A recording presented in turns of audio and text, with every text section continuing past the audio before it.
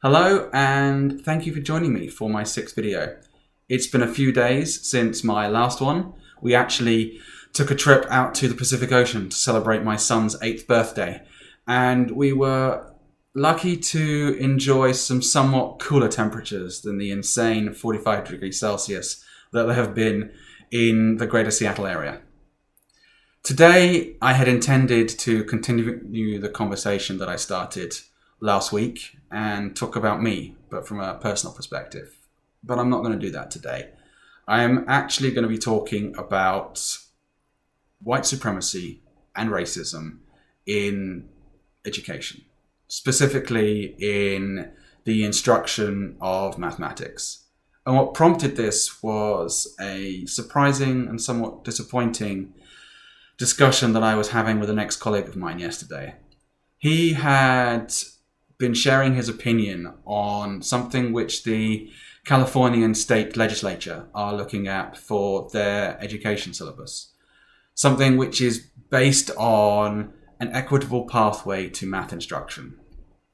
A syllabus and worksheets that over the course of a school year provide teachers with a mechanism for re-evaluating how they teach mathematics. And the aim of this is to reduce the disparity that is seen in the educations of Black, Indigenous, and children of colour. And the perspective that he had taken was dismissive. It invoked the objectivity of mathematics when mathematics is not an objective subject, particularly in the way that it's taught in the United States. It talked about the right answer being the most important thing, when that is only a reflection of the perfectionism which is innate in white supremacy culture. It suggested that he wouldn't hire anybody who was non-white unless he tested them to ensure that they knew the answers to questions of simple mathematics. And I was, as I said, disappointed. And the reason I wanted to talk about this is because over the past year and a half, I have been trying to educate myself on what it means to be an anti-racist. I was first introduced to the topic by a book written by Ibram X. Kendi called How to Be an Anti-Racist.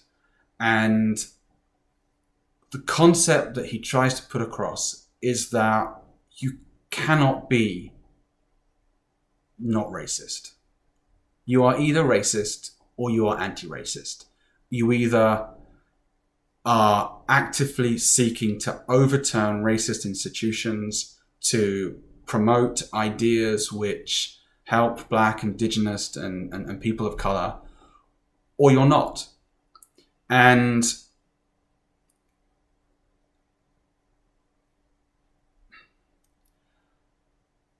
this is something which is really important to me. One of my core principles is justice, whether that's social, political, criminal. And I felt the need to address this, and I felt the need to share this. And I'm no expert on this. I'm stumbling through this. I'm learning every day what it means to be an anti-racist. And I'm by no means an expert. But I thought it was important to share. And I'm going to leave some reading material. I'll leave links to Ibram X. Kendi's book. I'll leave links to An Equitable Pathway to Math Instruction. And I'll leave links to Occam and Jones's 14 characteristics of white supremacy culture. And if even one of you reads some of that, I'll feel like I have succeeded in this video. So thank you for listening to me, and goodbye.